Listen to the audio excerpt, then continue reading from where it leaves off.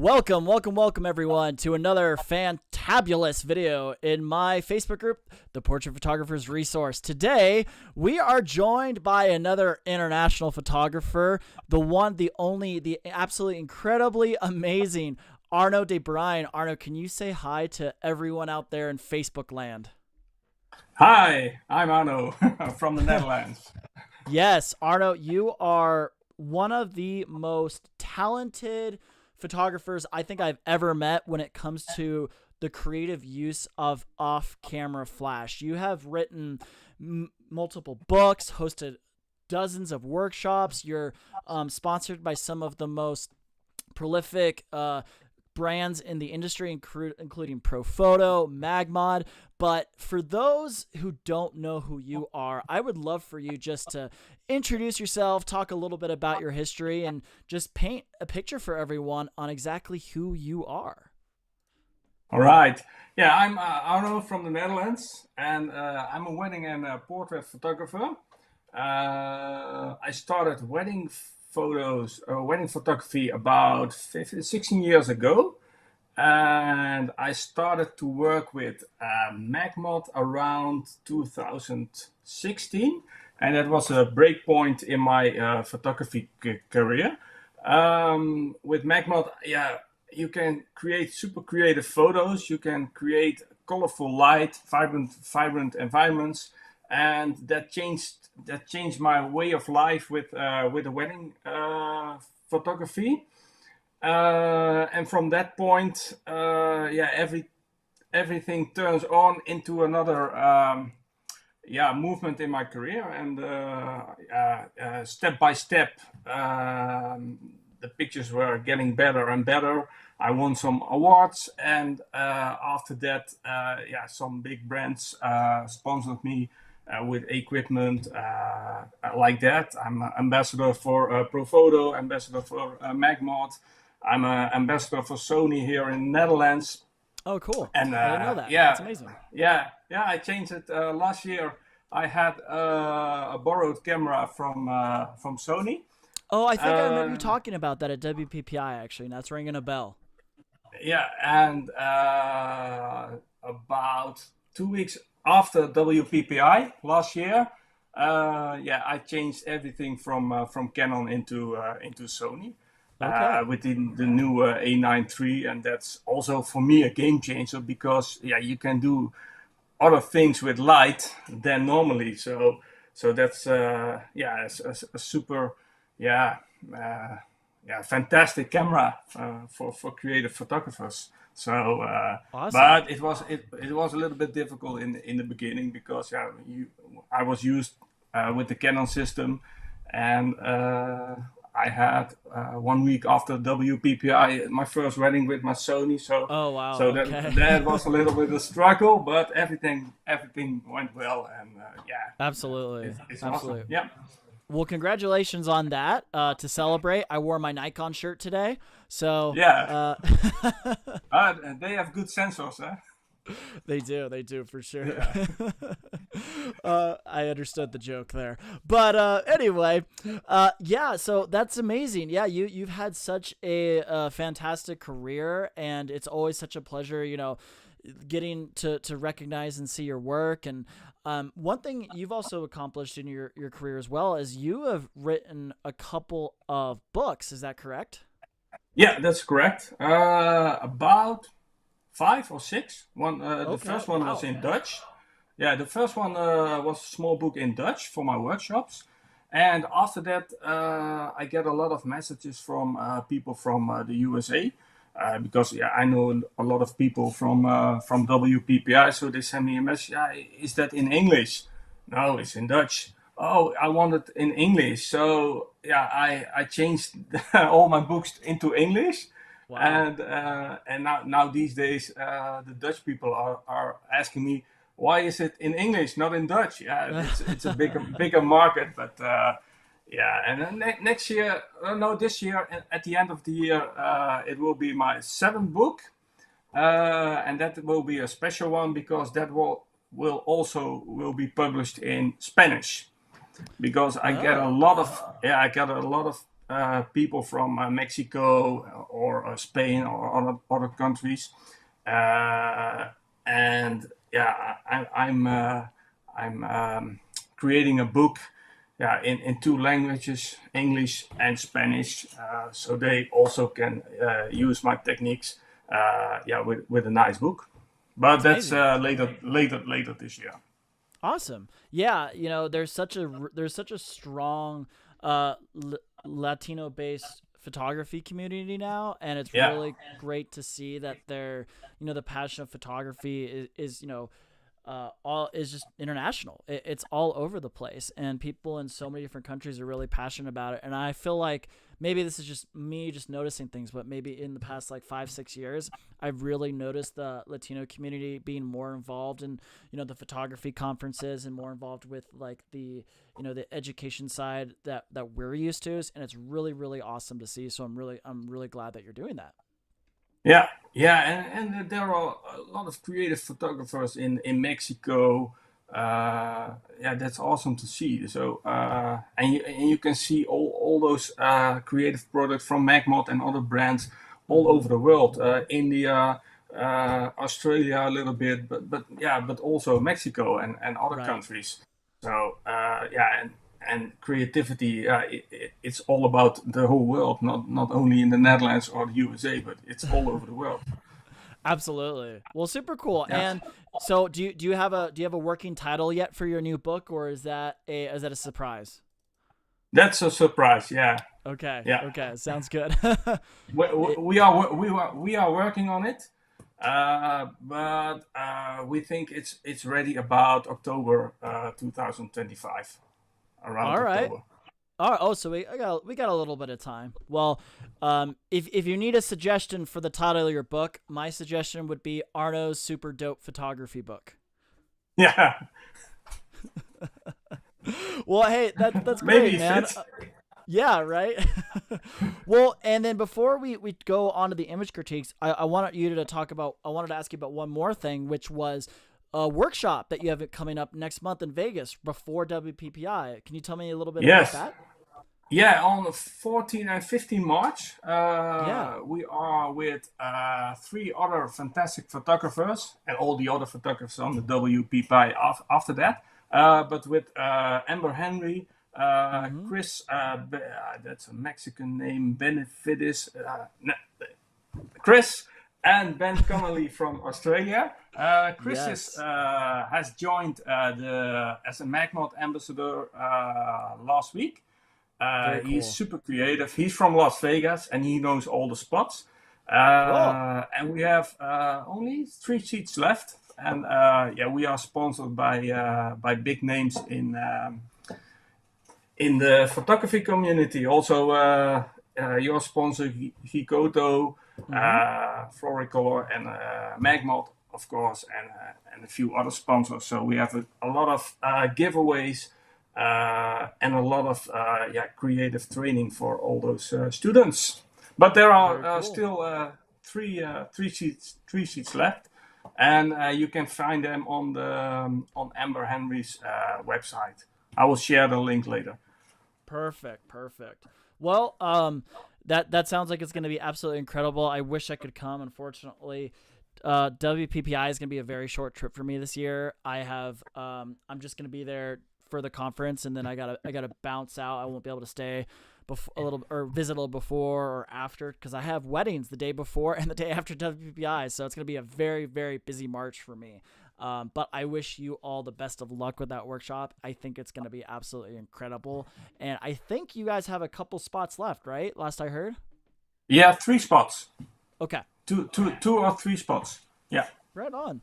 Well, if you yeah, are visiting Vegas for WPPI this year and you'd like to come a couple days early, I highly recommend you check out Arno, Amber, Chris's, and Ben's workshop. It's going to be pretty amazing. Uh, yeah. Thank you.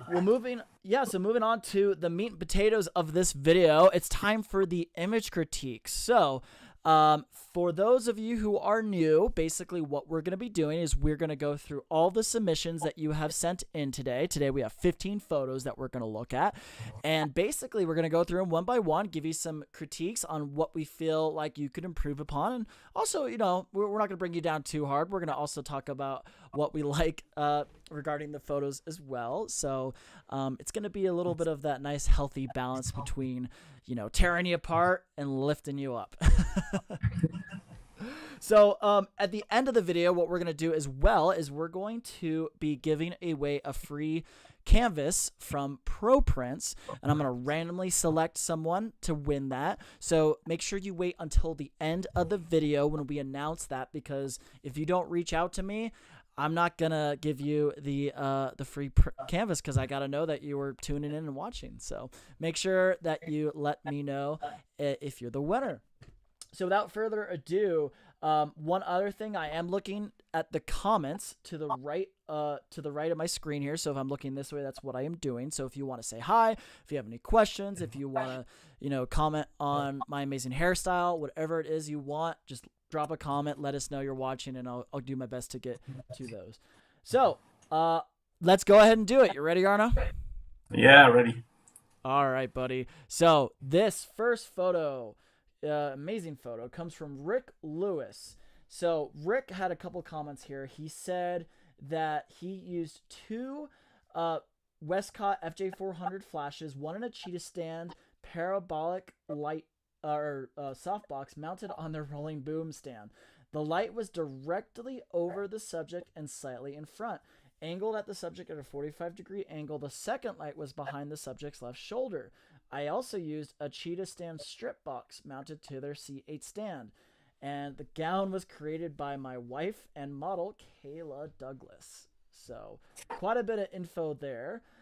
Thank you for submitting this photo, Rick. Arno, I'm going to let you start this off and talk about the image and share your thoughts with the world. Yeah, it's a very nice image. Beautiful light, beautiful pose. Yeah, it's very difficult to give some critics on this one. Maybe a little bit more. Yeah, maybe you can lit the background or give a sort of a rim light effect. But that's only a suggestion, because this image is amazing. Maybe a little bit more light on the arms and the hands. Yeah, but it's amazing. Yeah.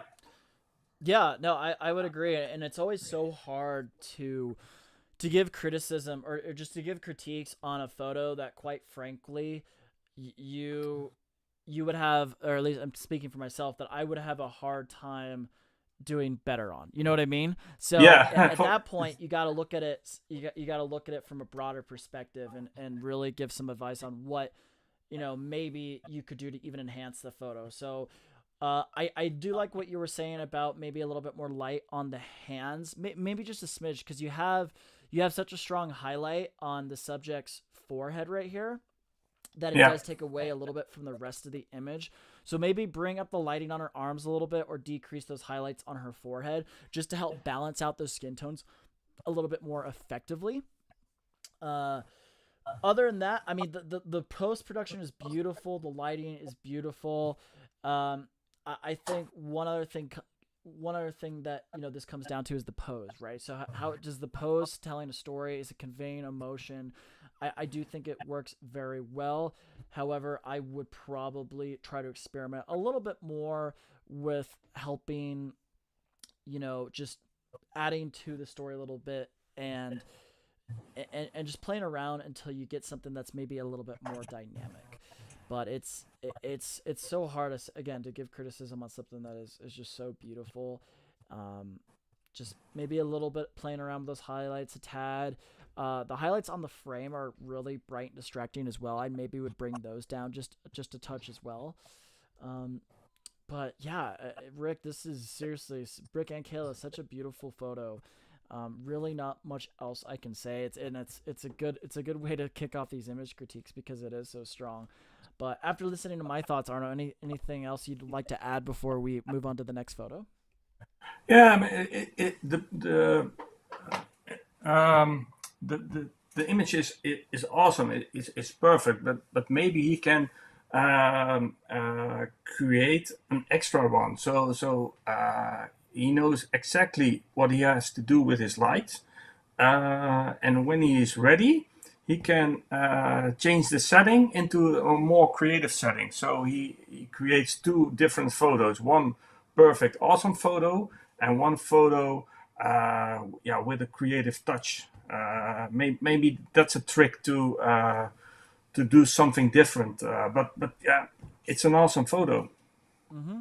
Absolutely. And I did want to include for all of you that are watching live a behind the scenes photo that Rick sent into us, just so you can get a little bit of a visual of what that looks like. So, yep, again, looks like two lights and backdrop. Pretty straightforward lighting setup, actually. This is something I feel like most people could achieve even in their own home. So, Rick, one thing I really appreciate about Rick's photography is he's able to make, even a simple lighting setup just look so elegant. So, really good job, buddy. Thank you so much for submitting this, Rick. And Arno, thanks for your critiques. Let's go ahead and move on. So, this next photo, a little bit of an environmental portrait here. This comes from Joseph. And Joseph captured this, or what he said about this photo is he made the couple stand on the other side of a swimming pool. The pool is overlooking Lake Victoria. It was shot on a Canon R6 and 50 millimeter lens. So I'll start here, Arno, and weigh it a little bit. So overall, it's a well balanced image, right? So it's composed well. You have the subject not necessarily in the in the center of the frame. You have these trees that have these lead lines going into the subject. The exposure is well balanced, right? There's a nice balance between the highlights, the highlights in the background and the shadows on the subject. So you have, your background's not too blown out or it's not too underexposed. So technically, well done. I think you did a really good job on the technical stuff. There's just a few kind of nitpicking things, Joseph, that I'm going to talk about here to help make this image just a little bit stronger. So, for starters, I'm going to start with the skin retouching. It looks like the skin retouching, especially on this bride here, was a little overdone, and you just need to be very careful when you're creating images like this, because if it's too overdone, it's not going to look natural, right? So I'm seeing it especially on her legs. There's a little bit, there's not enough texture, and the blending doesn't, it just looks a little bit too like blurry. It's not well blended. So something to keep in mind here. The other thing too is just the overall tonality and the direction of the light. So the light is very flat on them. So there's not a lot of dimension. There's not a lot of depth to the image as a whole. While it is balanced, it is very flat. So I would encourage you to try and this is challenging because of where they're standing, but try to light this in a way where you're going to get some more, you're going to get some more soft transition of shadows. You're going to get a little bit more depth so the image doesn't look as flat. And then the other couple small things I'm noticing like at the bottom right hand side of the frame, looks like there was potentially a reflection of the softbox or the light stand there, because I can see where it was cloned out. It's kind of hard to tell actually looking at my screen, everyone, because my portrait's blocking it. I'm going to go ahead and move my portrait out of the way for a second. But where my portrait just was, you can see what I'm talking about. Bottom right hand side of the frame. Just the little tiny things to keep in mind, right? And then the very, very top right of the frame, I see just a little bit of the softbox actually in the frame there too. So little tiny nitpicky things.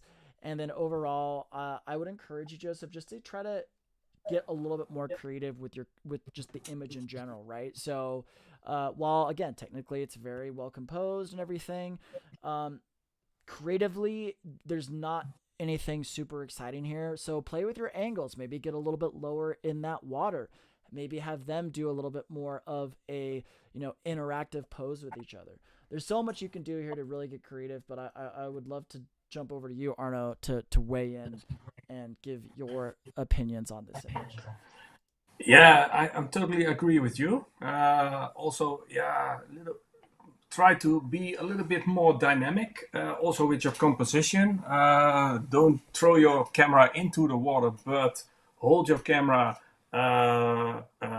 almost in the water, so you create a beautiful reflection. Maybe you can do a little bit. Yeah, they have a nice. They're looking nice, but maybe a little bit more expression, more storytelling, and maybe you can underexpose everything because you are lit them up with a softbox. I don't know this location, but yeah, maybe you can try to create a sort of rim light, and with the dynamic effect with underexposure, you create darker skies, and it's a totally other world. Maybe you can work with gels to change the color of the sky, that kind of things. But yeah, maybe you cannot place a light stand behind them. Yeah. That's a bit. Yeah, I don't know this scene, but if you can put a light stand behind them, yeah, use a rim light, use a key light, and underexpose it. Hold your camera almost into the water for that beautiful point of view and a beautiful reflection. Yes, absolutely. Absolutely. Well, yeah, great advice. Like I said, just a great photo here. Just needs a little bit of refinement in multiple areas, but otherwise, thank you so much for sharing. I really appreciate it, my dude. We're gonna go ahead and move on to image number 3, and this next photo comes from, who does this come from? Renee Oh man, I'm so sorry, Renee. I'm gonna just butcher this last name. Renee Verskuren. Maybe. I know I said that wrong. I tried. If you're watching, let us know. Oh, you are watching, Renee. Let me know how badly I butchered your name. Arnold, why don't you start here? Yeah, I know this guy. Oh, you He do? Okay. shot this. Yeah. He shot this in a studio with my new Magmod beauty disc. Oh, cool. Yeah, and yeah, we tried some things out with the color gel. He has a nice ID. We have this model only for 30 minutes to do a Patreon video and some testing. Yeah, and she has beautiful curly hair. So Yeah, I yeah, can we see that. created a rim light. Yeah, the only thing I like horizontal photos, maybe a little bit more skin retouche, uh, and yeah, also maybe a little bit more light on the hands, and be aware of the blue light on the arm in the right corner below. You see that little bit, yeah, sort of light spot from the blue rim light, and that's important when you're looking at your camera screen and you see that. Yeah, move that arm a little bit away. Maybe a little bit another pose, but yeah, it was a nice test shoot. Yeah. Yeah, absolutely. Totally agree with that. Couple, yeah, you talked about the posing, so I want to talk a little bit more about the lighting here. So, just a couple small things that I would adjust. So, before I get into that, though, I just want to say I love the use of, I love the use of light here as a creative tool, right? The blue gels, the the smoke in the back. It looks like smoke, maybe, if I'm looking at this correctly, or it could just be the texture of the backdrop. I'm not sure, but either way, really, really exciting use of light here. A couple small refinements. The light is, even though there's some nice direction to it, the light is a little harsh, right? So I know with generally speaking with beauty dishes, you're gonna be playing with hard light, right? So you do have to be a little bit more careful when you are using a beauty dish as opposed to a softbox. But you do have some hard light, and I can tell because you have, some specularity, especially in her forehead. You have a very harsh transition of the shadow on the right side of her face, left side of the frame, right side of her face, under her jawline a little bit. So it has this very like dramatic kind of hard transition between the highlights and the shadows.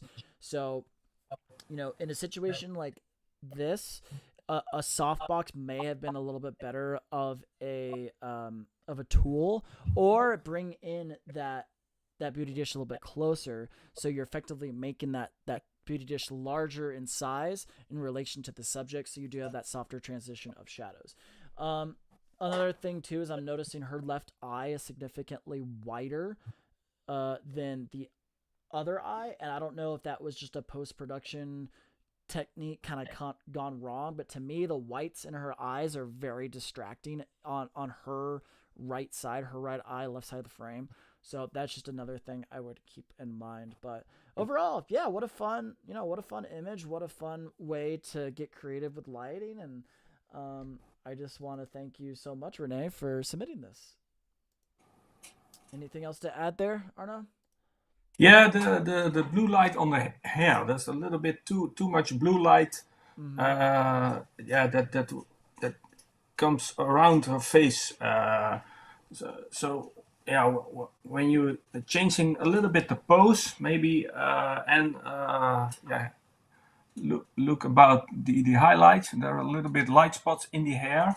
But I know it was the first time with the beauty dish, so also for me. But yeah, it was a fun shoot, and yeah, maybe a softbox is better, but Yeah, yeah, definitely. yeah. Try to balance the creative light and your key light. Yeah, absolutely. Cool. Hey, Renee, thank you so much for submitting. Really appreciate it. We're going to go ahead and move on. This photo comes from Mr. Tibbles, Scott Tibbles, and he said that this photo was really underexposed. He had to bring up the exposure 4 stops, just so you can see the setup and actual brightness out there at the time. But it was pretty much, the image was originally black in the viewfinder, so looks like his camera has some nice dynamic range there to recover that much detail. He used a blue flash bouncing off the back wall, a magenta gel pointed up at the arch, and then he had an assistant going over the top with them with some lighting. So he did replace the sky, he said, because he can, so that is not the original sky in the image. So a little bit of post-production that was needed here to get this photo created. So, all right, Arno. Actually, I guess it's my turn to start. So I'll start here. So yeah, I'm gonna grill you, Scott, for what I always grill you for every time, and that's you kind of have some really strong highlights on the subject, on the guy, especially the guy on the right. So tone down those highlights just a little bit. They're like borderline blown out, and maybe it's just my screen, but it looks like her. I'm gonna zoom in a little bit for everyone to see, but it looks like her skin tones are a little too red, just a bit too much. So I would probably recommend taking down that rosy complexion just a little bit, because I find that a little unflattering. Otherwise, not too much to say here. It's balanced. I like the colors. I do like, as much as I am against sky swaps, I do like what you did here, because you have that magenta in the sky playing off the magenta in the arch, and then you have the blue in the sky playing off the blue on the wall. So as far as the colors are concerned, very well balanced. I do find that flower pot behind him very distracting. Obviously, there's not much you can do there. If I were submitting this photo to competition, I probably would just spend a little bit of time editing that flower pot out. But otherwise, just a couple small things to help you get a little bit more refined with your image. Let's hear from the master, Arno. What do you think? Yeah, cut the image into two. So delete the sky and only use that arch in your composition. A little bit vignetting around. So it's from black into light, and maybe that is three light setup. Maybe an extra light with a CDO gel from the front, so you can lit that arch. But you have to be aware, because you also lit the arch with the magenta. So you have to balance those settings on your flash, the power settings. But when it's totally dark, I cannot see the BTS here, but when it's totally dark, you can create a little bit more dynamic effects with an extra light to lit that arch, and with a quarter CDO, you hit the bright and the couple, but that won't affect them a lot, because it's also lit with a softbox, I think, or another light source. Yeah, and be aware of the skin tones, and totally agree with Sean. Remove that thing behind them. Yes, With definitely. with Photoshop, with Photoshop AI, that's 30 minutes, and you have a beautiful image. Absolutely. But I like the creative. I really like the creativity. I don't like replacing the sky. I never replace the sky. Right. My choice is then to create another composition. So cut the sky off. Cut the sky in your composition, and focus on that arch and on your couple and on the creative colors. But I like the creativity. It's really creative, this one. Yeah, and if you have the live video pulled up on another screen, Arno, I did just pull up a behind the scenes photo that Scott submitted as well, just so you can kind of get an idea of what the scene looked like before he did the sky swap, and how he lit the image with his softbox here. So just kind of gives you guys an idea of what was going through Scott's head here when he created this photo. So looks like it was pretty much in the middle of the day. So when he captured this, so I must say a very impressive job in post production, Scott, making this scene look like it was actually captured at sunset.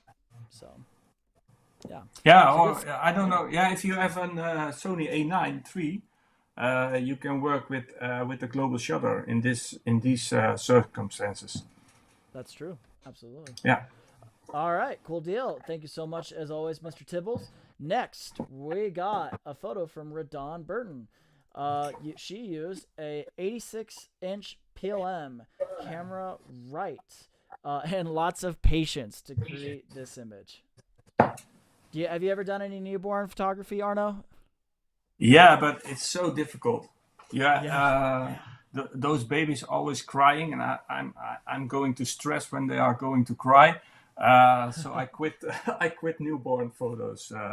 Only for my clients if they want a newborn photo, but not in these settings, on black with a little bit natural light, or LED continuous light. But it's so difficult. It's a special art. And this photo is also art. The only thing, the leg of the baby is hanging around. Maybe you can put that under the baby. But and maybe a little bit more cropping. There's a lot of negative space around it. And you don't need all that space around it. But it's beautiful. He's sleeping. Yeah. Beautiful light. Depth of field. Yeah, the only I wouldn't really have. I don't really have too much to add about this. I have almost no experience when it comes to photographing newborns. I have a little bit, but almost no. So I'm just gonna speak from a technical perspective. But yeah, I would agree with the cropping. Maybe just bring it in a little bit tighter. You have a little bit of negative space that isn't necessary. I do see one somewhat distracting element, which is just you have a little bit of a shadow under the baby's lips on the chin a little. So that is something maybe I would try to clean up a little bit in post-production. It's not a big issue, but it's just something small that I see. If clients would never ever care about that, but they might care about it in an image or image competition. I bring it up because I feel like this is a competition level photo that could Yeah. I could easily see this in a competition. So if you were to decide to ever submit this, Radon, that's just one thing I would probably do is clean up the shadows a little bit more under the baby's chin or on the baby's chin. So yeah, I can't really say much else. This is spectacular. Really good job. Yeah, for me, this pure art. It absolutely It's is. beautiful. The toning processing is great on it.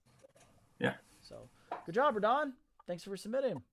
Okay, we're kind of flying through these. This next photo comes from Melissa Papentik, and Melissa captured this by using 2 flashes inside the wooden room with colored gels, and then there's a third flash, which is positioned camera left, held by an assistant, using a Magmod Magsphere and CTO gel to keep the warm feel of the image. Okay, and then she did submit a behind the scenes photo as well, or at least of what the scene looked like before, which is, I have it pulled up on the screen here if you'd like to see, just to give you all an idea of what she was working with. So I'll go ahead and start here, and one thing I want to tell you, Melissa, is well done. You turned a seemingly kind of boring scene into something really exciting, and using the flashes behind the wood right there, I think was a really good idea, because you're accentuating the little spacing in between each of the wood planks, and it definitely made for a very dramatic image. One thing you need to be careful about when you're using flash, just flash photography in general, is you have to be more intentional with your flash placement and what is happening in relation in the transition between your highlights and shadows. Sometimes, creating shadows can be very, very beneficial. For example, like when you're short lighting and you want to make someone's face appear a little bit slender, a little bit more slender, I should say. That's a great tool. Other times, flash in the transition of shadows can have sometimes maybe negative or undesirable effects. In this particular situation, this bride right here, she's and from what I can tell, by no means is she overweight or anything like that. However, what's happening here is because you have this really harsh transition of the highlights to the shadows on her back. So you're accentuating like that piece of skin that has that back fold, right? And it's making her look maybe a little bit more it's accentuating maybe problem areas or areas that are a little bit more undesirable. So what I would recommend here, Melissa, is just one of two things. In post-production, clean that up a little bit, or two, just be a little bit more intentional with where your light placement is in relation to the shadows. So do you agree with me on that, Arno? Do you have anything else to add? Yeah, maybe change the posing of the hand. Okay. If he poses his hand a little bit higher, then you don't have to. And our shoulders a little bit higher. But I love the creativity in this photo. There's a lot of potential. They are in a box. I like that.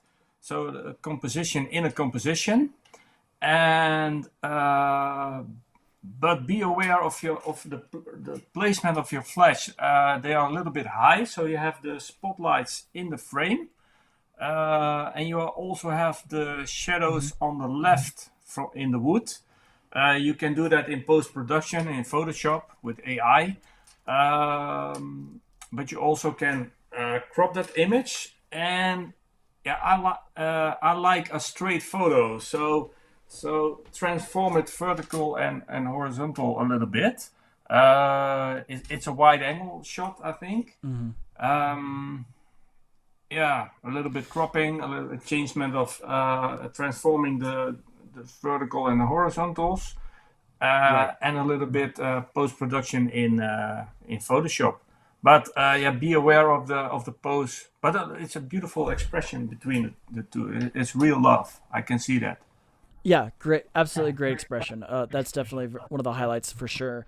Yeah, and speaking of cropping, yeah, just bring in that top right corner of the frame down just a little bit because it is a little unbalanced. You have a little bit more, uh, of the barn on the right side of the frame than you do on the left. So if you're gonna use the rule of thirds, you know that's and have them a little bit more centered in the frame towards the bottom. That's great. That's awesome. You just want to have it a little bit more balanced. Symmetry can be really important when you are trying to direct the user's eye, and try to influence where they want to go, where they want to look. So I would just bring in that top right a little bit, and we're good.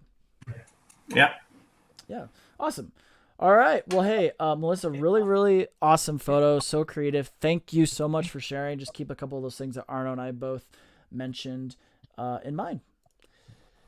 Okay, moving on. This next photo comes from Steve Eaton. He set up a backlight at sunset and used a copper pipe to get the ring of fire effect.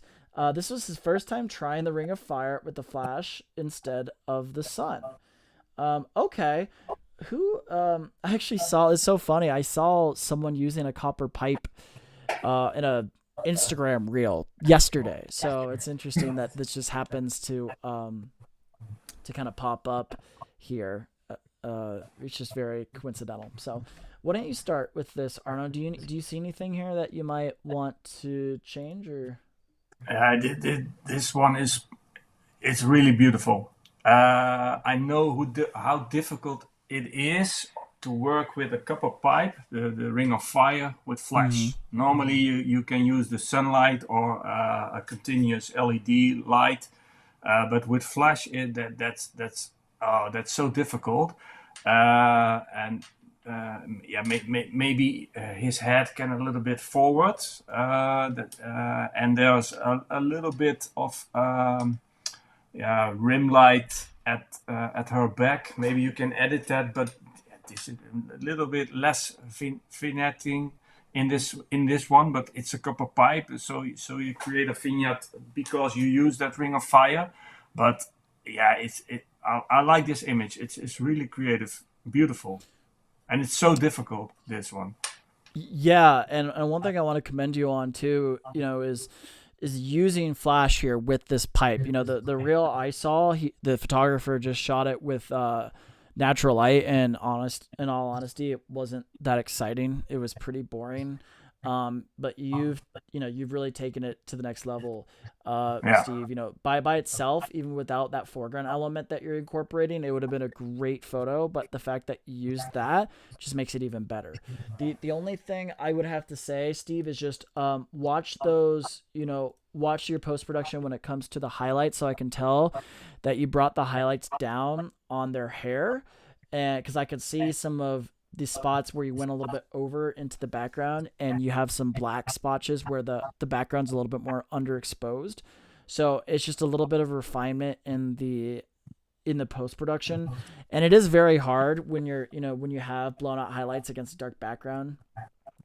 So really, one of the main things you could do in the future is just on that backlight, diffuse it a little bit, just so the highlights aren't as strong, or back it off a little bit, or just bring down the power of your flash in general. That would be my only critique, is just those highlights are a little too strong. Yeah, or use a max fair. Yeah, Sometimes, using max fair. Mm-hmm. yeah, sometimes max fair can block the highlights a little bit. So you create a little bit softer, yeah, softer light.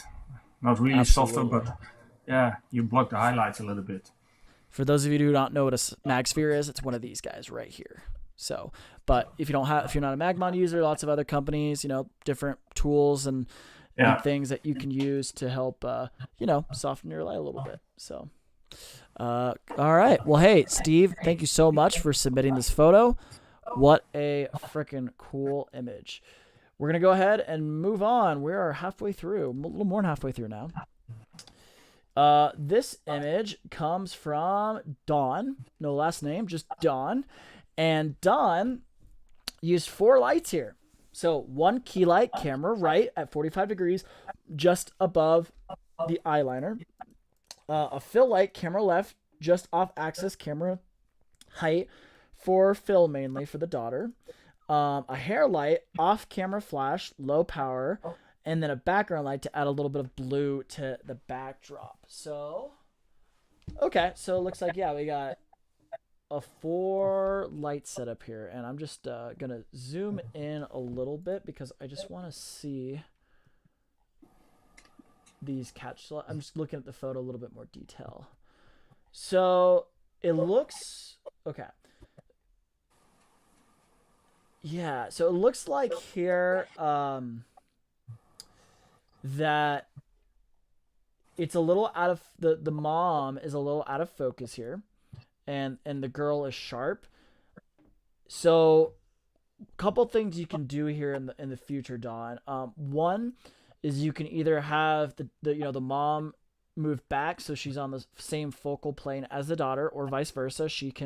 The daughter can move forward, or you can stop down your aperture a little bit so you get more depth of field, and then move them forward past the background so you still get that soft background. So that's just the first thing I noticed, is just that mom is slightly out of focus. The other thing too is even you do have some direction to your light, which is really nice to see.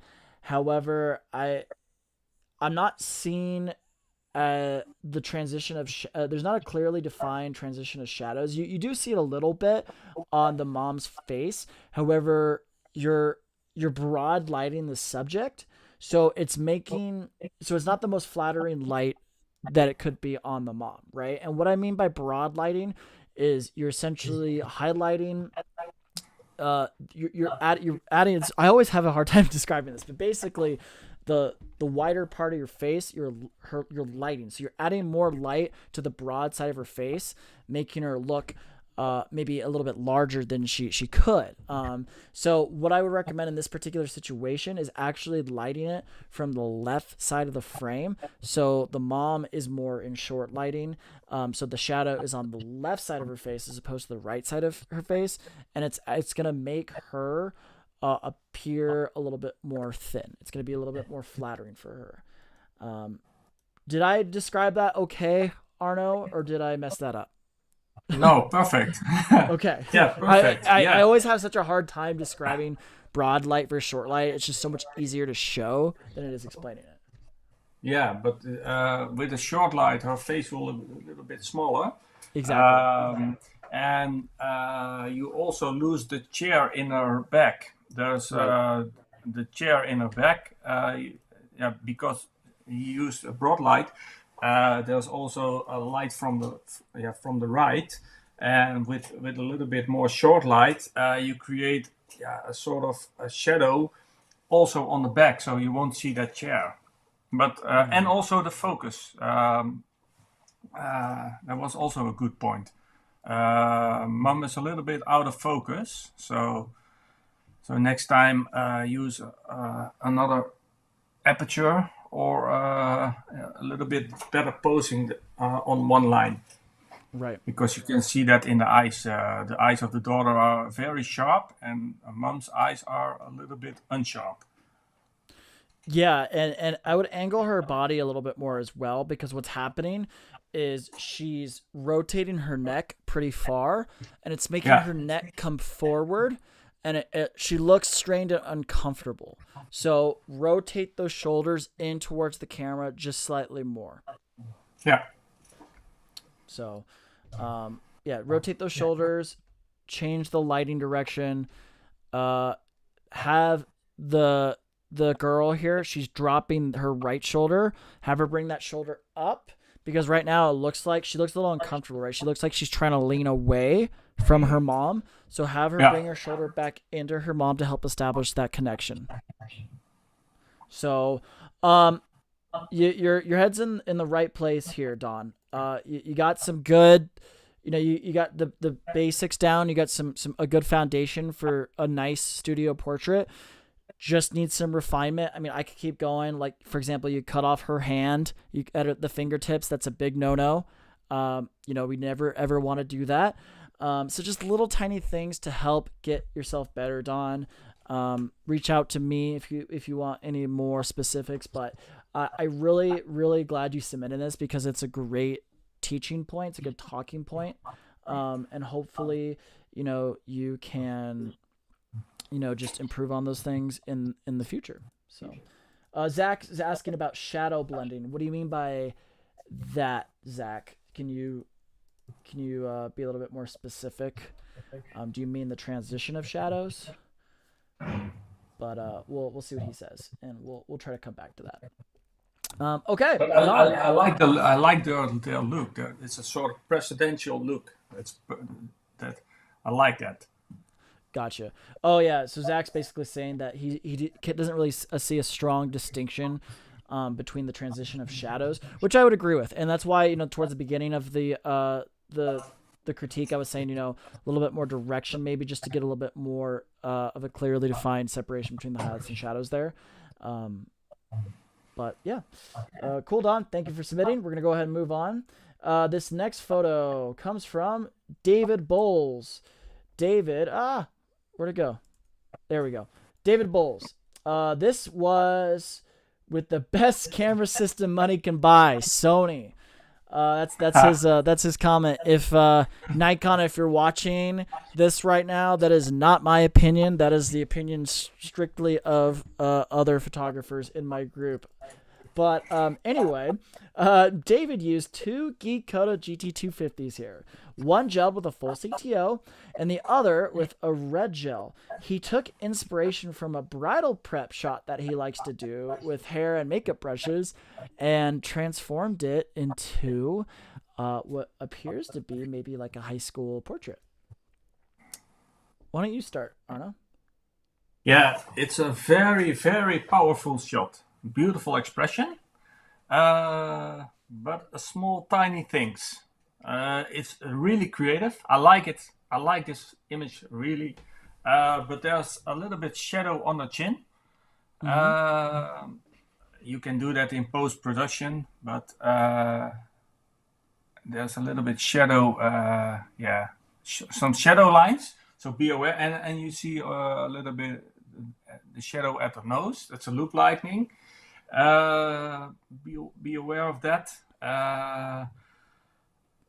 And that arm from out of a shoulder. I was gonna say the same thing. Yep. Yeah. I was putting that arm at the left side and that hand with that round patch. A little bit space between. So forearms at the left.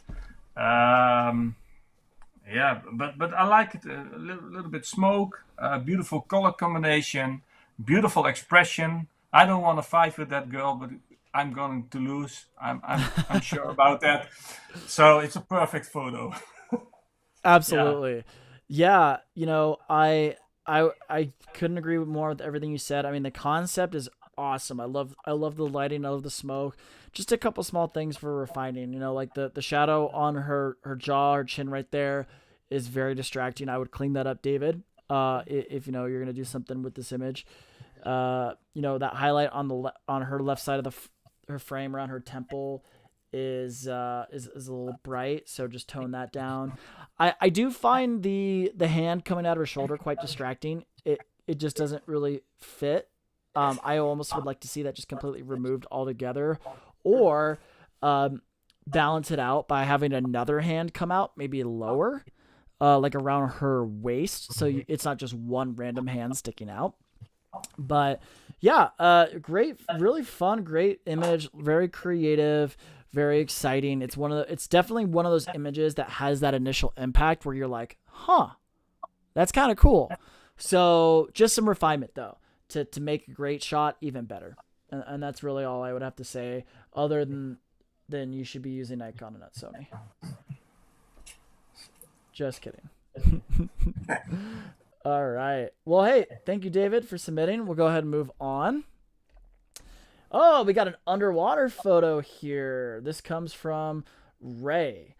And Ray, for this image, used an out-text housing. I'm assuming that's some sort of underwater housing with a 600 or with a speed light on camera to optically trigger an Ike light underwater strobe, which was then optically triggered an Godox 8600, which was boomed out over the surface of the water. Okay, so I don't know anything about underwater photography, although I know it can be challenging. The main thing I'm seeing here, and this might be a little bit from my ignorance of underwater photography, but the image itself just kind of seems really flat, and you lose a lot of detail in the bride or the subject's, the model's face. So, it just seems it seems very soft. It seems it gets lost in the rest of the image, right? And the arm, while I can appreciate that we're using triangles, triangles are sexy, as I say. They create body shape. But here, the chin's getting lost in the arm, and that's why sometimes when you do a pose like this, you need to be very careful where your chin placement is. Otherwise, it gets lost in that arm. So I would have, one thing I would encourage you to do, Ray, is change that pose just a little bit, so it's not, so it's the arm's just not sticking out of her chin like that. And I want to know if this was a composite, or if like the background, if there was like a painted backdrop or something on the back of the pool or whatever this was. I'm really curious to see what the situation with that was. But, I just don't know a lot about underwater photography, so I don't really have too much to add here. Like I said, I can certainly appreciate the pose being dynamic.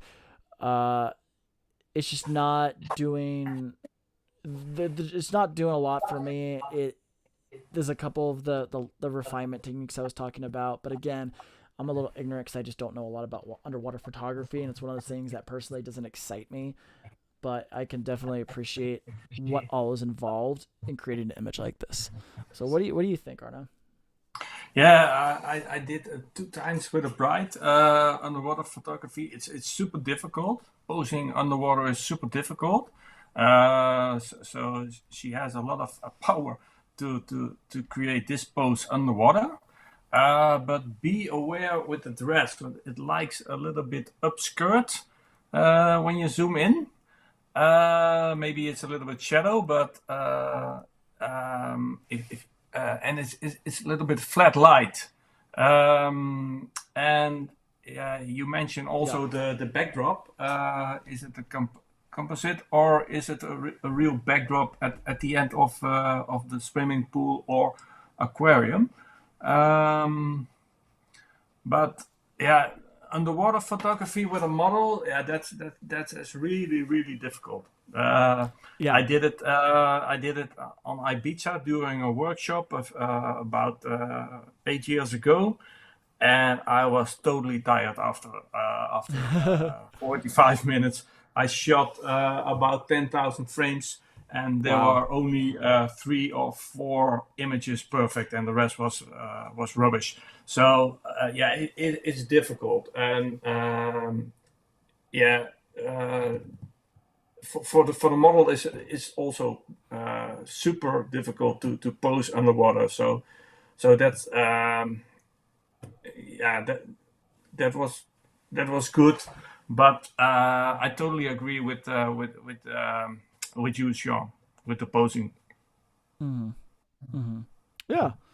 No, I mean, I would love, this is something I would love to try someday. I'd love a couple clients to be like, hey, we want to do our engagement photos in the ocean, underwater. I would be so down. So I wouldn't know where the first place to start, but so I'm a little ignorant on the subject, but it's really cool to see. So thank you so much for submitting this so we could talk about it. We don't have a lot of people that submit these, so it's awesome that you submitted this to us, Ray. Yeah, it's sort of art. It's also art. It's art and Absolutely. photo. Yeah. Cool. All right, Ray, appreciate it. We're going to move on to this next photo, which comes from Michael Hill. Okay, so why don't you start here? Or is it my turn to start? Or is it your turn to start? I think it's your turn. I don't know. Yeah, I think it's your I will turn. do it. Yeah. Yeah. Um, yeah, I like the pose. Maybe a little bit more room at the right of the frame. Hmm. He's also almost sitting out of the frame. Um, and it's a little bit too vibrant. The sky is a little bit, yeah, the magenta blue in the top. So be aware of that. And yeah, I like to underexpose images like that. Use a short light, use a rim light, and you get a totally different and creative photo. Because he has beautiful colors on his shirt and on his trouser, beautiful colors on the rocks, and when you are using the underexposure technique and you use a few lights with a short light, rim light, and maybe a kicker light, you can create a super awesome creative photo from exactly the same setting. Yeah, So definitely. Yeah, that's what I would do in this situation. right. But I like it. There are a lot of colors. It's balanced. Maybe a little bit more light on his hands, but Hmm. yeah, but be aware of the sky. It's a little bit too magenta in the top of the image in Hmm. the blue sky. Yeah, yeah, I can certainly appreciate Michael. The balance of the colors that you selected here, like put position him in a spot where you have this like blue and this pink paint on the rock to complement the blue and the pink in his attire. Really, really good idea, and it ties the whole image together very well. So that was done very successfully. Couple, just to echo a little bit what Arno said, a couple things that you can improve on. uh Color processing needs a little bit of refinement. His skin is very magenta. I know it doesn't normally look like that, so just and you can actually tell by looking at his hands, looking at the skin tones on his hands versus his head. Very, very different skin tones here. So just a little bit of refinement there with your color post processing on the color. Um, the other thing again is you have him you have not enough space on the right side of the frame, so it looks like he's looking out of the frame. Generally, it's always a good idea to have your subject looking into the frame. So cropping the image a little bit tighter, or just positioning your camera so you have a little bit more space on the right is going to do a lot of wonders for you. And then speaking of looking out of the frame, we're seeing just a little too much white in his eyes. We're not seeing enough of his pupils. So have him look a little bit less, or I should say a little bit more towards the direction of where the camera is. So we see less of the whites of his eyes, more of his pupils, and you're going to have a slam dunk of an image. So, Michael, really good stuff. Thank you for sharing. Uh, that's really all I have to say. So, good stuff. Okay, let's go ahead and move on. We got a few left here. This next photo comes from Jessica Eastman. So, we got a wedding photo here. This is right up my alley. Okay, so she's got quite a bit of info to share about this image. She was attending a lighting workshop last year with Lexi Springer, and we were taking elopement photos of this beautiful couple at Garden of the Gods. As you can see, we ran out of sunlight. You didn't have strobes to set up in the parking lot, so we just rolled with it and used the car headlights to light the couple. Oh, that's kind of a cool idea. I thought it was super creative and fun. I always get nervous sharing my work online and for these critiques, but I would love to hear how I can improve. I'm hoping to incorporate more off-camera flash this year as my goal. Thanks for your time. Well, Lexi, Jessica, thank you for submitting this. If you're looking to get more proficient with off-camera flash, definitely recommend you take Arno's workshop in Vegas in March, or if you find yourself in Vancouver, I'm doing a lighting workshop in Vancouver, British Columbia in May. So definitely do as many workshops as you can, get as much hands-on training as you can. So for starters, I love the fact that you thought outside the box and you used the car headlights to light this couple, and it actually worked out pretty well. And I like that I like the fact that you're having your subjects turn into the light. Um, that was a really good idea because you get that nice short lighting on them. It's flattering. One thing you got to be aware of is when you're doing, when you're using such a harsh light like this, is kind of like what I was talking about earlier, is you have, there's more room for error, and it brings out, maybe some unflattering features, or it accentuates certain things. In this particular situation, it makes his suit look very, very wrinkly, and I can tell that it's a suit that fits him pretty well. I mean, it's not perfect. It's not a perfect fitting suit, and I won't get into why, but it's not. But it makes the harsh shadows make it look like it doesn't fit him as well as it could, right? So these are things you need to be aware of, is how we're using light to bring out, certain features of a subject. So just slightly too much direction to this light here. Maybe bring it back a little bit more towards the camera, or rotate your position, or rotate your angle. Another thing you got to be aware of as well is when you're photographing a subject against a dark background, you need to be careful that you have separation between them and the background. So especially since these two individuals, especially since they have darker hair, their hair is getting lost a little bit in that tree. So one thing you could do here is, if you I know you said you didn't have a light, but if you had a light, you could add a second light behind them just to create that rim light, to create that separation. Or the moon, looks like the moon in the background is bright enough where you could bring them out from that tree that's behind them, bring them into the sky a little bit, and it's going to help. That moon's going to actually help create that separation as well. So just a couple small things that you could do to improve on this image. Arno, is there anything else you would add to improve this photo?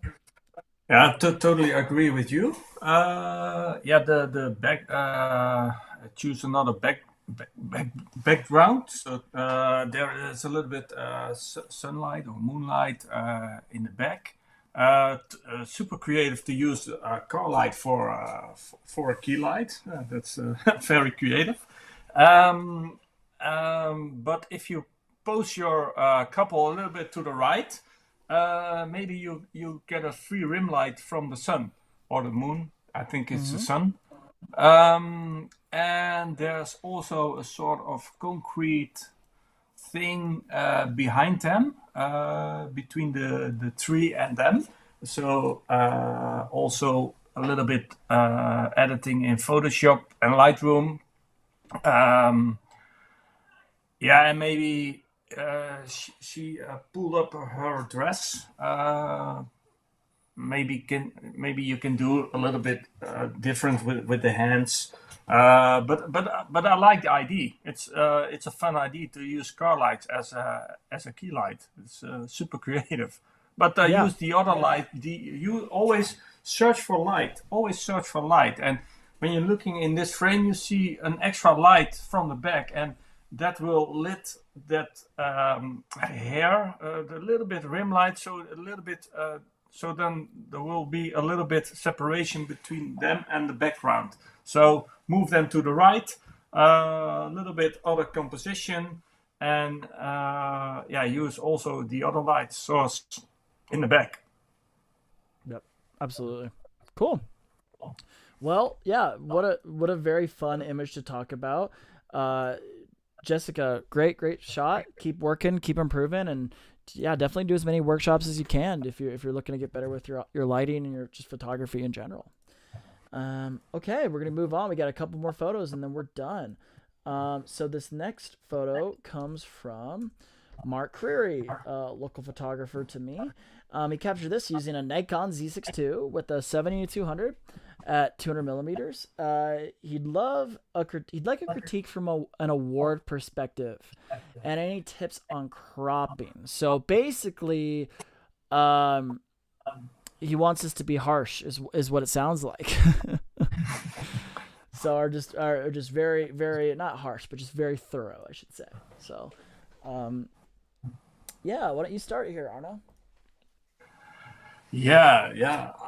I like the crop because there's at the right and the left there's exactly the same space between those whiskey things. It's a beautiful expression. It's the father of the bride and the bride. She has an enormous bouquet. I thought here in the Netherlands the bouquets were big, but in the US they are a little a little bit bigger. Uh, yeah, I always told my bride when you're walking with your father, don't held those flowers in front of you, but a little bit at the side, and then a little bit with the flowers up to the air. Um, yeah, on the right there is a great thing. Yeah, you can edit that. Yeah, yeah, and maybe in black and white. Maybe the expression is beautiful, or maybe a big crop. But yeah, the light is perfect. I think it's natural light. You know that, I would Sean? assume so. I would assume so. I mean, most photographers aren't using flash during a processional at a wedding No. ceremony. Otherwise, they remove you from the location, I think. Um, yeah, yeah, maybe a crop, but yeah, I like it. I like the expression. Yeah, the expression's good. It's a good moment. Only the yeah, there's a little bit hair in front of their face, but yeah, it's storytelling. It's not you cannot pose them. There is Right. when you zoom in on a face, there is you cannot see her eye. There is Exactly. That's yep. yeah, Yeah. but So yeah, from a competition perspective, I do think that hurts the image a little bit. yeah, Not being able to see that eye. Um, so obviously it's a candid moment. There's not much you can do in that moment and say, hey, like, move your hair. So yeah, really we're at the mercy of, controlling what we can control, which is our angles, uh, you know, capturing just that right split second where, maybe she does turn her face a little bit more towards the camera, et cetera, et cetera. So yeah, it's a really nice moment. I don't, and I think, this is an image that they are really going to treasure, and it'd be part of a great spread for a wedding album. I think the impact isn't quite there to be an award winning image, but it is but it is still very strong. And I apologize for my dogs barking because someone's coming home. Hold on. Well, sorry, one second.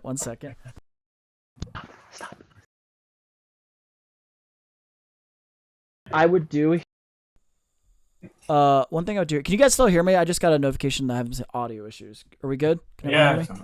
Okay. Um, so one thing I would probably do here, Mark, is the photo feels a little unbalanced. So one thing I would probably do is actually, to echo what Arno said, is I would crop the image a lot tighter, because you have this weird space between the two barrels, and I can appreciate that symmetry, but it is still off. So I would actually encourage you, Mark, to try a vertical crop, yeah, or portrait oriented crop, and see how that looks. So if I think that might actually be pretty effective. Try it out. Play with some different crops. Still, I would still try to submit this, for awards, because I don't want to discourage you, but just a couple small suggestions that I would recommend. So, all right. Well, cool. We're gonna go ahead and move on. We got two more images left for the day. This one, this one. Speaking of impact, this one comes from Nikki Lister, and this was for a larger story about how speaking your mind is usually taken internally with caution instead of being able to say what we want to. Oh wow, how appropriate for today's political climate. She used one light and a set of V flats. So very cool. What a fun concept, Nikki. Thank you for sharing this. Um, I'm just trying to digest this. It's a very. I see this more as like an editorial type of photo as opposed to like a creative portrait, if that makes sense, right? And I say that just because of the lighting, right? Like the lighting's very flat. It's very editorial. It's very kind of in the moment style of a shot. And I would like to see a couple other small refinements too. I think we're getting dangerously close to us cutting the subject's hair off. So I'd maybe open up the crop just a little bit at camera left on the bottom left hand side of the frame. Other than that, I mean, really not too much I would add, honestly. I think it's very. I'm curious actually what kind of camera you shot this on, because it almost looks like it's film, but a really cool concept. I like it. Just I see it more as like an editorial photo as opposed to a creative portrait, like as I mentioned. Arno, is there anything else you can add to that? I'm struggling a little bit to give too much feedback here. Yeah, it's a super creative editorial concept, and be aware of the skin tones a little bit. It's a little bit brown, but Brown. Okay. when you transform that photo, when you rotate that photo 90 degrees, then you have a super powerful photo. Okay. So instead of Let's see if there's a way I can do that. yeah, I have it on my screen. Oh yeah, yeah. I have it pulled up too. Interesting. It's totally different. Yeah, it is. And yeah, I kind of like it like that actually. Yeah, and with off-camera flash, if you put a little bit more creative flash or a little bit backlight, you can turn this editorial creativity in a creative off-camera flash photo. But yeah, I like the concept. It's you can. It's for the newspaper or editorial concept papers. Yeah, I like this photo. I like this concept, but it's flat light. That's the only thing. But the concept is perfect. I like it. Absolutely, great. Well, hey, thank you so much, Nikki, for sharing this. This is really cool photo. I'm glad you shared it with us, and yeah, I do like rotating it. I think it actually has a little bit more impact when you rotate it like that. So great suggestion, Arno. Very good suggestion. All right, and last but certainly not least, last photo of the afternoon or evening, depending on where you're tuning in from. I know it's evening for you, Arno. It's pretty late over there, so thank you for sticking it out. What is it? It's like 11 o'clock almost there, right? 10:30. Okay, great. All right, last photo. This comes from Sandra Miltenberger. Looks like she didn't provide any behind the scenes info or other information, so we're just going to take it at face value. So last image, why don't you close this off with a bang, Arno? What do you think? Yeah, I like the creativity. She had a lot of potential. She's also a Magmod ambassador since last week. On this photo, she has a little bit work to do because there's a lot of blue light fading away. There's a light spot behind the guy. I always try to create a little bit storytelling in my creative photos, so the pose of the guy is a little bit boring. So try to create another pose. His head is almost hit the stair. When you move him a little bit to the right, there's a little bit more space between him and the stairs. It's a wide angle shot. I like straight shots, so upright the image a little bit in Lightroom. it's a super creative photo. So, but be aware of the shadows when you're looking when you zoom in right of the lamp. There's a lot of negative shadow. Maybe it's a black wall or like that. Sometimes it is what it is. We have to work with the environment like it is. Yeah, absolutely. But there's too much blue light. Yeah, yeah. Be aware of your light. You see a reflection of the blue light in the arch. Mm-hmm. You see a reflection of the light at the right. So yeah, a little bit editing. You can with editing you can create more about in this more creativity in this image. But next time, yeah, be aware of the poses and try to create a storytelling, create a photo. The bride. Let me zoom in on the bride. Yeah, she's looking to that wall. There's no connection between the bride and the groom. Right.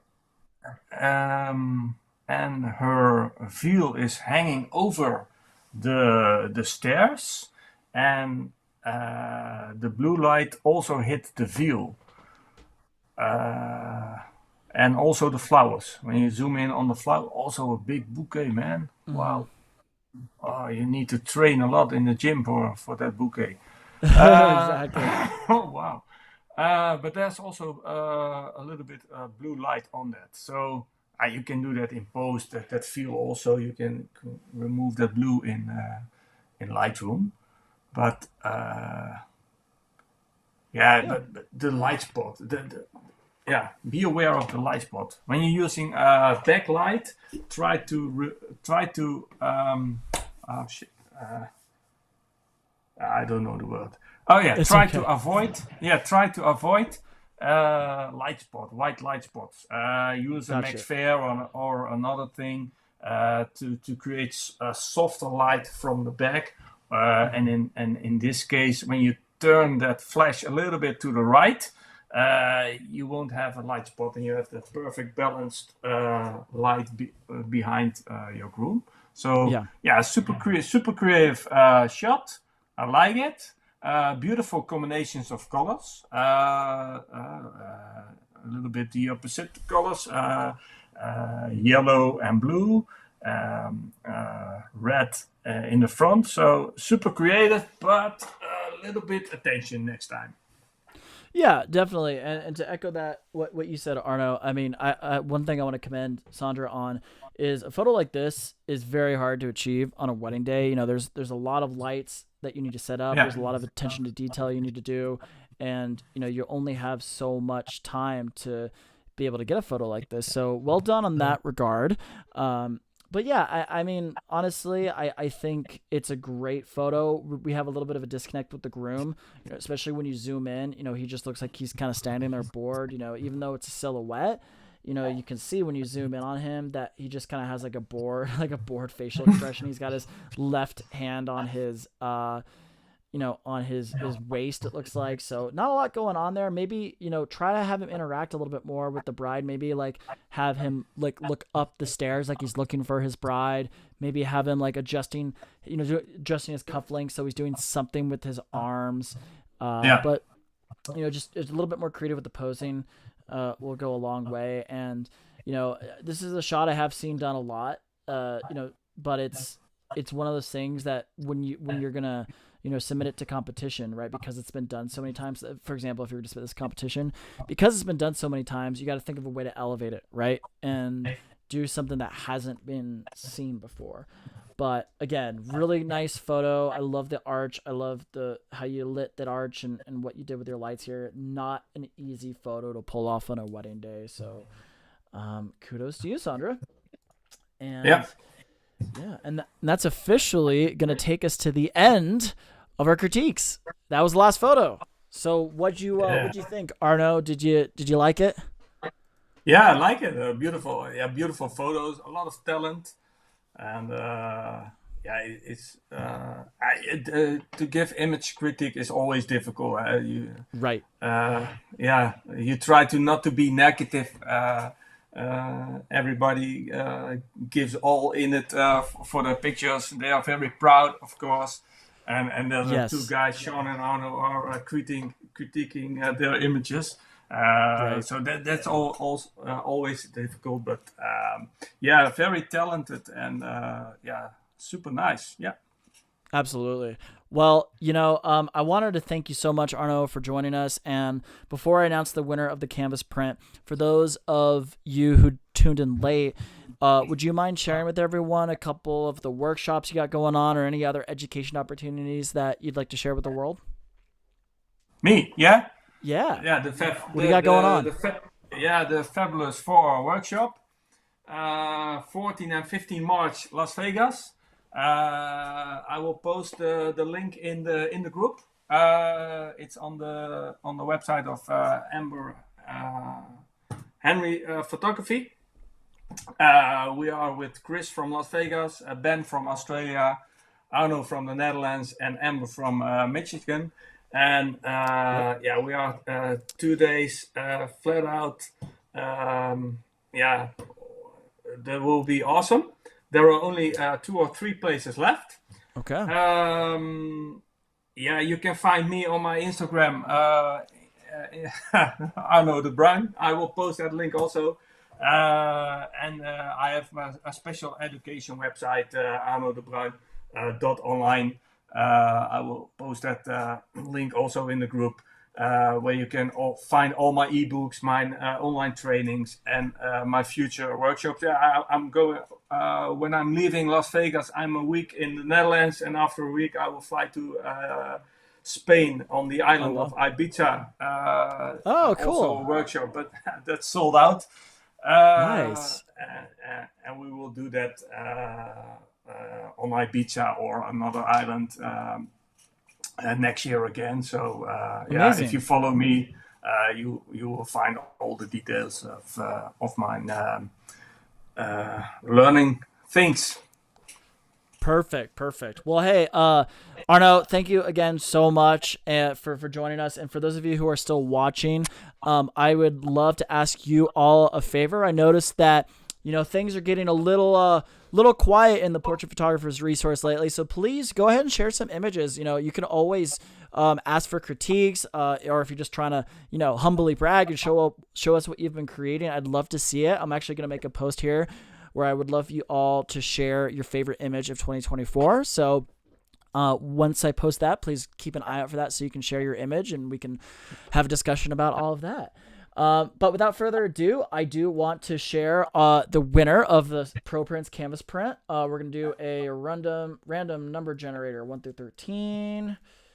And the winner is number 13, that's Mark Creary. Congratulations, Mark. You're the winner. He was actually funny. He was telling me, I feel like recently, how he never wins. So there you go, Mark. You are the winner. Go ahead and reach out to me. We'll get you that Pro Prints Canvas print. Arno, thank you again so much for joining us. All the way from the Netherlands. I know it's late there, so I'll let you get to bed. And I am really, really looking forward to seeing you in Vegas next month. I wish you all the best at your workshop. It's going to be really exciting. Really? Yeah, I'd like to see you again. Love it there. Definitely. Yeah. Definitely. Well, as always, my fellow photographers, I hope that you stay classy, stay sassy, and be dope nasty. We'll be in touch. Bye, everyone.